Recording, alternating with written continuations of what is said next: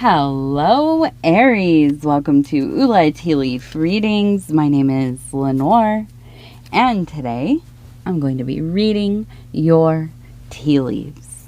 But first, we're going to pull a card. We're going to pull a tarot card just to kind of give us an idea of what the energy of the day of the reading might be. So, we have the number... We have the 8 of Wands. We have the number 8. I was thinking, oh, nice, 8. We have an energy that is electric. We have a buzz in the air. There is something going on, right? Like, it doesn't feel like a normal day. It feels like the atmosphere is swollen with life. Like, there is a potential storm, possibly. There maybe is a, a great victory, a win, and maybe not. But there is a sense of anticipation, of excitement, and it is moving fast, right? Because it's the swiftness of the 8. All right, so that's a good energy to begin with. I feel like there's a lot of potential. Now, we have to temper ourselves when we get these like bursts of high energy, high connection. And what do I mean by that? Keeping ourselves grounded, right? Staying in our rational mind, but also letting our intuition, our imagination, our, general creative daemon, not to be confused with demon, daemon, our higher mind, our higher thinking, letting that just go, right? Do all the things. Think about everything. All right, let's see. So, the first thing that I'm noticing, we have a person on a horse right here. And the horse is, running. You can see, here's the head, here's the body. The tail is just going. The person would be right here, holding on. Okay, now behind, it almost looks like we have a person wearing a robe. Maybe this is like their head right here. And it feels like this person is out of there as fast as they can. Now, we also have the number, it looks like, I'm going to go with either it's 02 or 20. Okay, so either 2 or 20. We have the letter T over here, maybe somebody with a T name. We have a significance with a whale and a fish. So to me, that reads as psychic and money and resources. Down here, I almost feel like there's a sense of, kind of like a psychic attack, right? Somebody in your life, somebody that has entered the environment, the situation. This might be an acquaintance. This might be somebody that you don't know at all.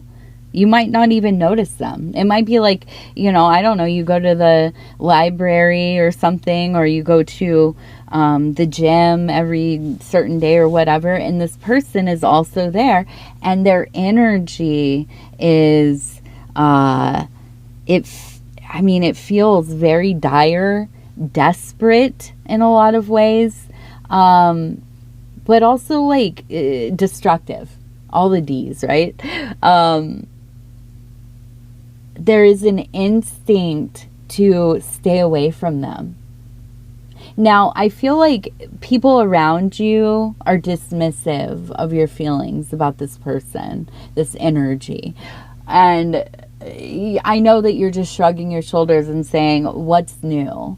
This has happened how many times in my life where I say, that person, I don't, mess with them because their energy, I can tell something's up, something's not adding up, something's weird about this person, not fun weird, you know, and people around you, oh, you're overreacting, you're always looking for reasons not to like people, da, da, da, da.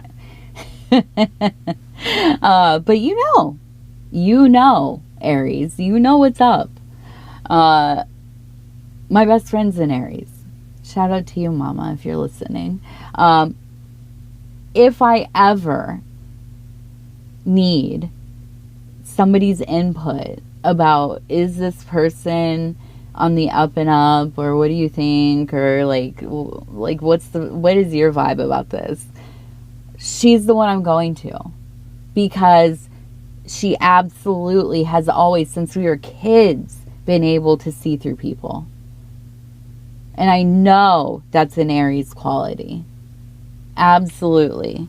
So I feel that you're not oblivious to this person, their energy, but people around you don't see it yet. They haven't seen it yet, but baby, they will. Don't worry. They're going to see what's going on. Okay.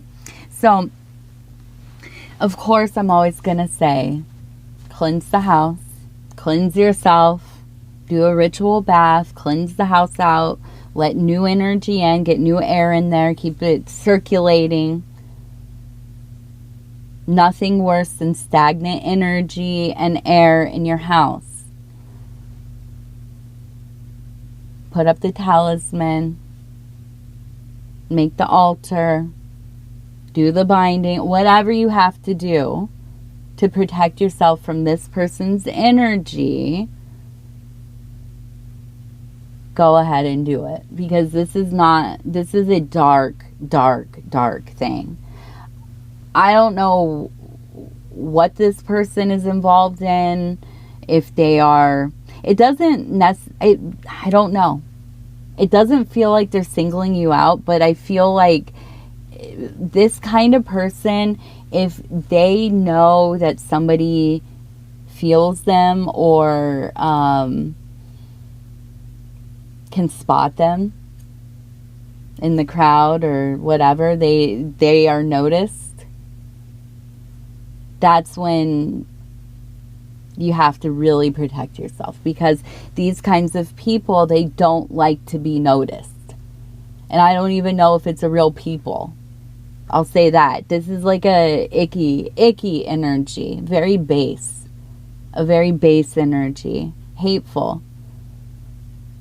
It's, So, protect yourself, please. And again, for the billionth time in your life, let your people around you who are poo-pooing your feelings, your energy, what you're reading, let them do it, because, baby, we are in the era of safe self. Period. Okay? We always have been, but really, safe self. Right? Our kids are ourselves. They're encompassed in that. But other than that, it is safe self. Okay? And if they don't want to listen, mess around and find out. So we have the money and the psychic energy. So I do feel like you're somebody who...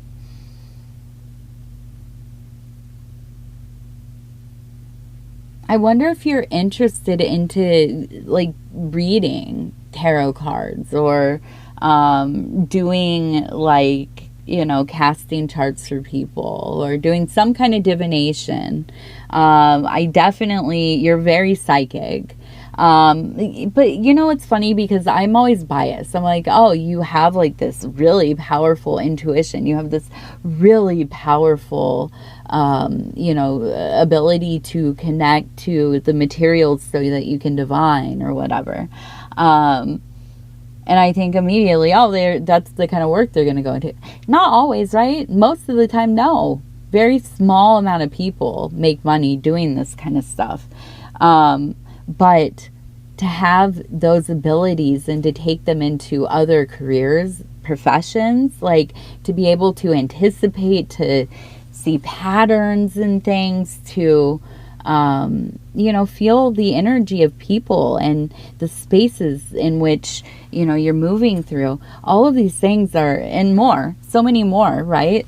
All of these things are valuable in so many professions. So I do feel that there is a sense of you doing something that I keep thinking there's a lot of time outside for some reason, and you are engaging with people. I keep thinking almost like, like a trash collector. I don't know what we're supposed to call our most wonderful public works people. And the people who run all of these, what do I call them? All of these services that keep our, towns and cities and world, moving. These are our heroes, in my opinion. And quietly they do their work. So I wonder what it is that you do. But I just get this instinct that you are outside a lot, or you want to be outside a lot. You're looking outside a lot, at least. But I feel like there's something distinctly tied to your ability to commune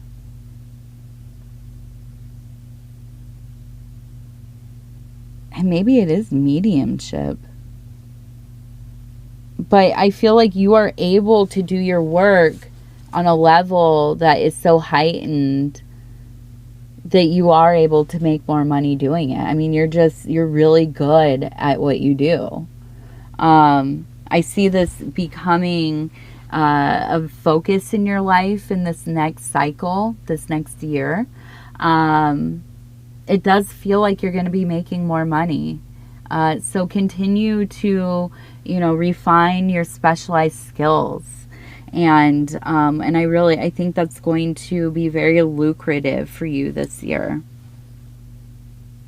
Now, on the other hand, if you are retired or you do not consider yourself working, or you don't necessarily make money for the work you do, you might be somebody like myself who I do work, but I keep a house, I run a house, and I parent and all of that stuff, all of the unpaid labor, right?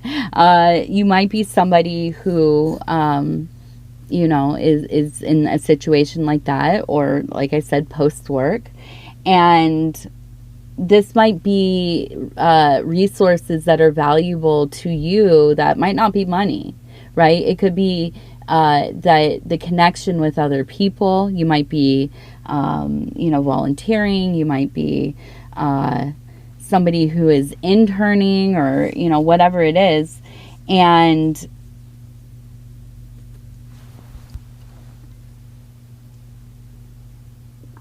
I feel, I'm sorry, my throat is so dry. And I feel like this work it is the thing that is paying, like you feel like you're being paid, right? You feel like you are getting more than just money out of this situation, okay? A lot of it feels like connection, in my opinion. That's what it feels like.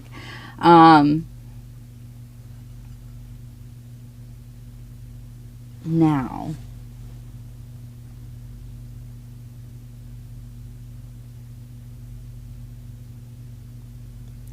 we have the letters.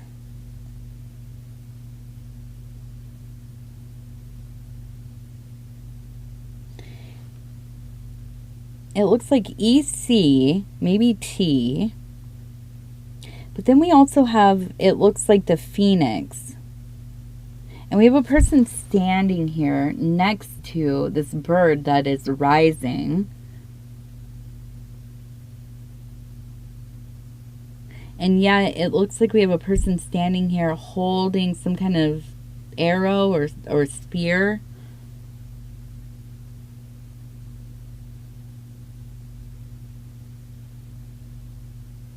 And I want to ask, I'm going to ask the cards about that. Is this a love thing? That's what I want to know, because it's almost, it feels like all of a sudden somebody just came in and gotcha. Yeah.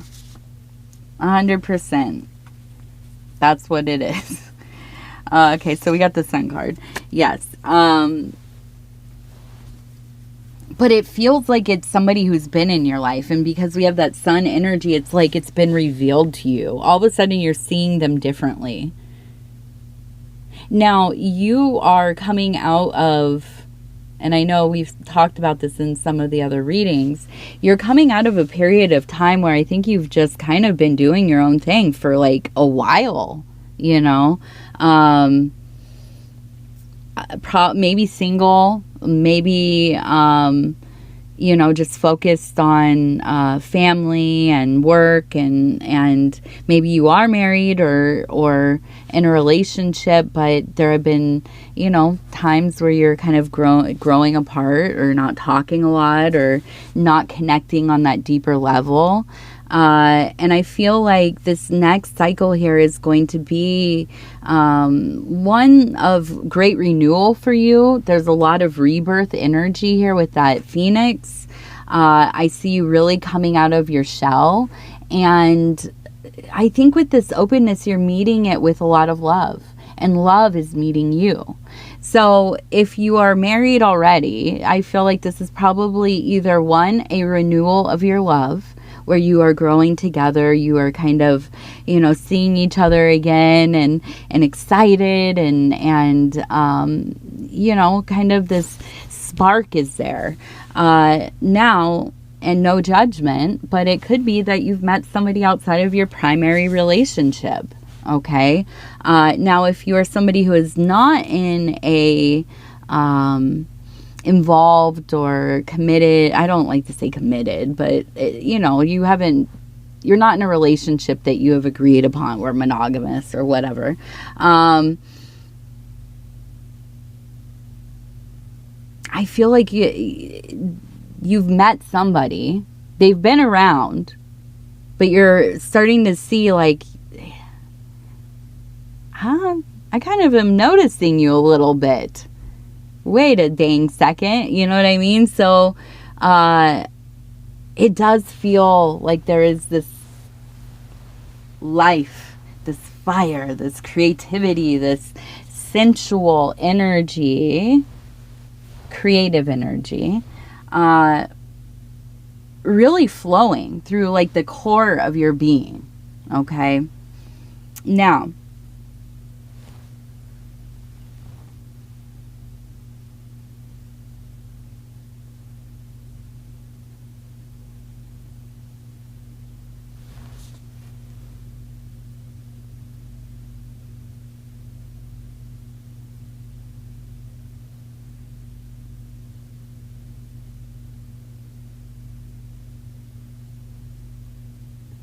I feel like there's, we have a story here of 3 things. In this first one, it goes down to here about, it looks like we have a field that is open. We also have, it looks like maybe a rat or something. We have a face that looks kind of sorrowful. We have, again, this energy of a person kind of almost like, it feels like a negativity, an emptiness, a barrenness over the land, an arid, turning a once thriving place kind of turning into this arid, expansive, open kind of, you know, energy. It feels forced. So to me, it's almost kind of like something has happened that is like just in your mind taken a lot away from you. right? That there's been this oppressive, malicious energy that entered your life, and you've had to protect yourself against it. Of course you have. Now over here we have a person standing and holding something, right? Now over here I have a person who is sitting in a meditative posture, and in between there is almost kind of this like Loch Ness monster type of energy. And so to me, looking at this, and the backstory is, and you can look it up if you want, there is a theory that Aleister Crowley, the great magician, the beast, or whatever they called him, or he called himself, the head of really one who started some of the, you'd be surprised who is influenced by and who he was directly connected to that started huge movements in religions. Go look all that up. Because it's not just Thelema, Western Hermeticism.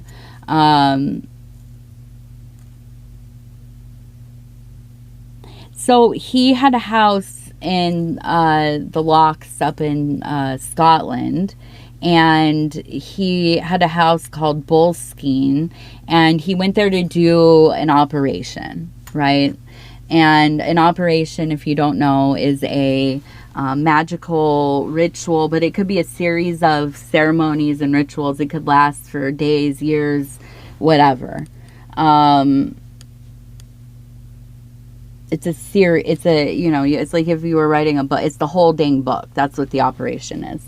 So he was doing this thing. I don't even know. I can't remember why he left. He had to go back because somebody was sick, or his money, or I don't know, whatever. He had to, I think he went back to Italy, maybe. And he left his operation undone, I believe unclosed off from, you know, the mythologies about it. And so it is said that the Loch Ness Monster is actually, you know, a tulpa or a thought form that came of this work by Aleister Crowley. I don't know, whatever. Symbolically, this is what it reminds me of. Okay. There is, I really feel like you have gone through, because remember, we're talking about something coming into your life, this force, this power, this oppressive energy, clearing out everything where it was thriving. Now it feels empty, or it had been feeling empty. I feel like, you know, during your time trying to navigate this feeling, this circumstance, I see you really becoming this full version of yourself, this big, strong, you know, unflinching, kind of courageous and busy and smart and you know, all the things, right? And there's a lot of sacrifice in being everything for everybody, right? And I feel like there has been this kind of courtship with doing the interior work, with the self-development, with the I'm going to prioritize myself first, even, you know, just saying something like that. That's a big deal to change your life, especially if you've been a parent, right? Because, you know, being a parent, usually anyway, it's not for everybody, but usually your life is given over to facilitating your child's life in the best way you know how, you know, and they're your priority, period. And, you know, that's hard to kind of change that as they get older, right? So I think for you, you've had to relearn, well, I feel that you've wanted to do a lot of this interior work, and I think at times you've done it, but I feel like there has been this constant kind of, you start doing something and then something goes on in your life that you need to put your attention into, and it disrupts the flow of what you've been doing. And, you know, oftentimes it's hard to go back to what you were doing. I know this from exercising so well, right? Whenever I get sick, like really sick, it throws me off of my bike riding, and I cycle, and I lose my stamina, I lose my momentum. You know, I start to find reasons like, well, maybe I'll rest for one more day, you know, or maybe I'll just go a little bit shorter today since I haven't been feeling good, you know, and it adds up. And then next thing I know, I'm completely thrown off of where I was at even just, you know, 2-3 weeks ago. So I feel like this middle period has been about learning to balance this person that you've had to be in your life, again, for so many people, not just yourself, and the person that you are working towards being. Okay, now in this last segment, I see we have the angel, okay, and we have a person kind of dancing. Here's the head, here's the arm raised, and like a skirt or a robe. It looks like it has the eye in it, and we have this kind of angelic force over here.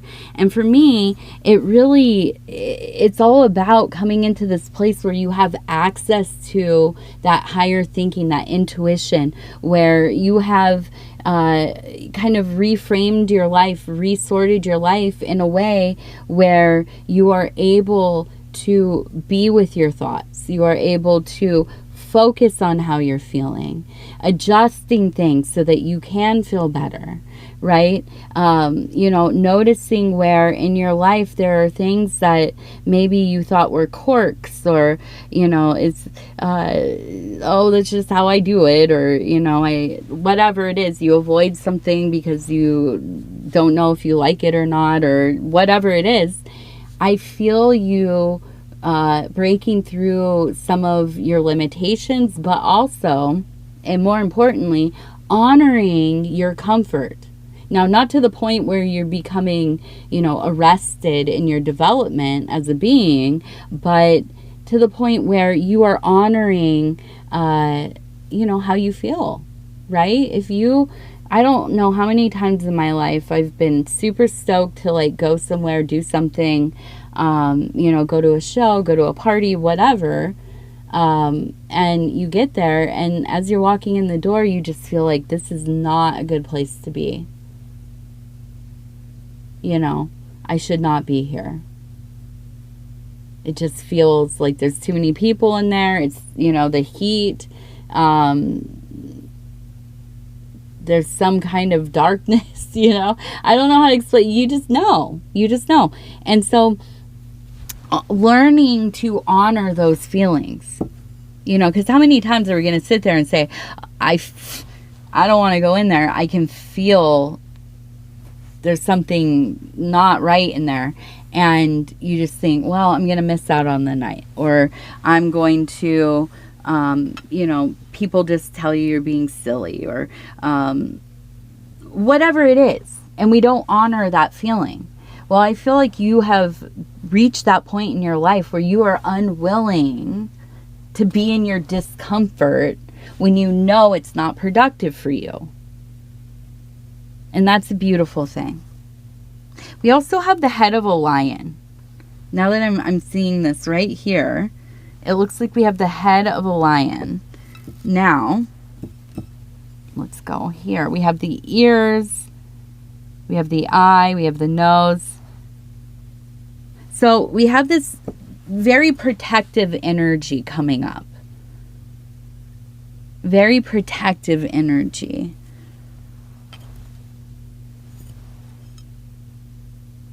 We have a candle burning low and a message. And we have L-E-A, I think. Maybe Leah.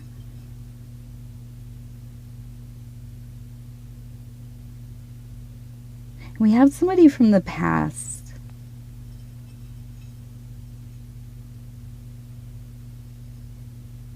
I think somebody that you maybe knew when you were young.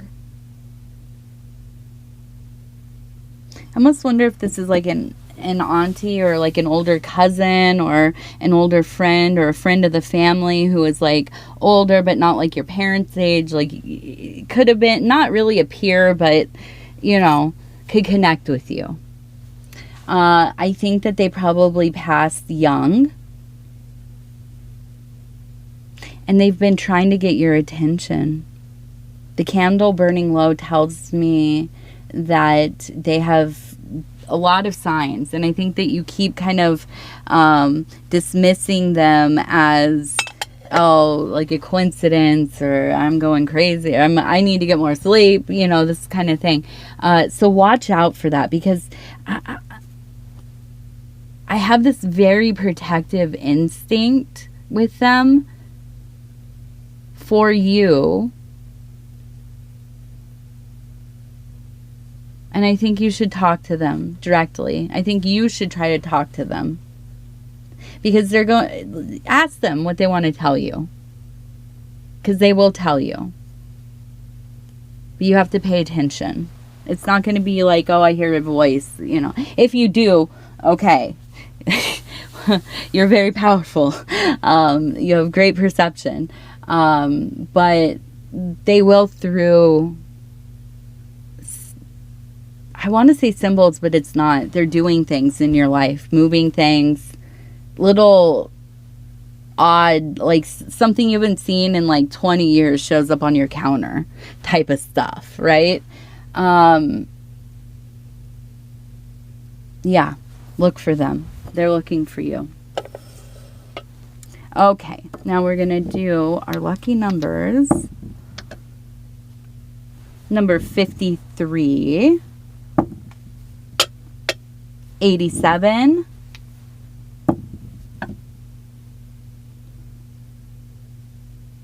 69. All right. Yes, that's it. I love you so much, Aries. I hope you have a wonderful, wonderful week ahead. Thank you for being here. If you want to like, subscribe, or leave a comment, I'd love to hear from you. Other than that, again, thank you. We'll talk soon, and good night.